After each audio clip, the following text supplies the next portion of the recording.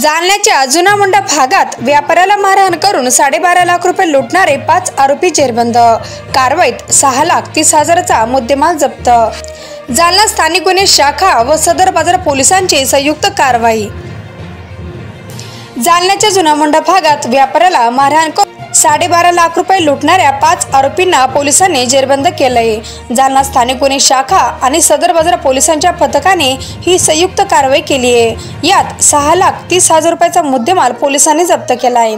27 डिसेंबर रोजी रात्री 10 वाजेच्या सुमारास 4 अज्ञात आरोपींनी व्यापारी घनश्याम अग्रवाल यांना जुना मुंडा परिसरातील गुरुमुख होजरी कापड दुकानाच्या समोरील गल्लीमध्ये मारहाण करून त्यांच्या जवळ 12,50,000 रुपयाची रोख रक्कम चोरून नेली होती। या प्रकरणी सदर बाजार पोलीस ठाण्यात गुन्हा दाखल करण्यात आला होता। या गुन्ह्याच्या अनुषंगाने पोलिसांची 2 पथके आरोपींच्या शोधासाठी रवाना करण्यात आले होते। या गुन्ह्याचा तपास करत पोलिसांनी 5 आरोपींना ताब्यात घेतले। गोपाल गायकवाड, सुनील पवार, ओम डुरे, कैलास गायकवाड यांनी तेव्हा या प्रकरणाची कसून चौकशी असल्याचे सचिन जाधव अशी ताब्यात घेण्यात आलेल्या 5 आरोपींची नाव आहे।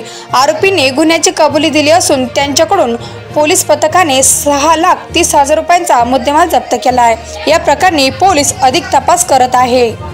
27 तारीखला जुन्या मार्केट येथे एका एजेड व्यापारीला काही 2 मोटरसायकलवर काही आरोपी आले आणि त्याला ढकलून पैशाचा त्याच्याकडे बॅग होता ते घेऊन घरी अशा प्रकार घडला होता। लगेच त्याच्यामध्ये सर्व यंत्रणा झाली होती ते आणि आपण एफर्ट केला होता।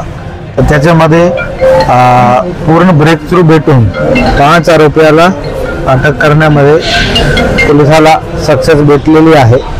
सगळे आरोपी लोकल जालन्यातच राहणारे आहे आणि पैशासाठी त्यांनी हा वारदात केली होती असा निष्पन्न झालेला आहे। त्यामध्ये 5 आरोपी अटक झाले आहे। त्यामध्ये गोपाल गायकवाड हा मेन आहे त्याच्यामध्ये, तसेच सुनील महादेव पवार हे 2 मानदेवलगाव राजाचे राहणारे आहे आणि त्याच्यासोबत त्यांना अगोदर अटक केला आणि पुस्तक नंतर अजून 3 आरोपी ज्यामध्ये सुमित उर्फ ओम दुरे, कैलाश उर्फ कॉलेज राजू गायकवाड आणि सचिन जाधव असे 3 एकूण 5 आरोपी पोलिसांनी अटक केलेले आहे। आतापर्यंत 5 लाखाचा कॅश जो ते घेऊन गेले होते तसेच मोटरसायकल आणि इतर साहित्य पकडून 6,30,000चा मुद्देमाल आतापर्यंत जप्त केलेला आहे। त्याची पोलीस कस्टडी पोलिसांनी घेतलेली आहे आणि आता पुढे त्याची चौकशी करून इतर कोणी इन्व्हॉल्ड आहे का तसेच अजून काय मुद्देमाल रिकव्हरी होऊ शकतो त्यासाठी प्रयत्न सुरू आहे। रक्कम किती गेली होती? फरियादप्रमाणे अंदाजा 12 लाखाच्या जवळपास रक्कम गेली आहे।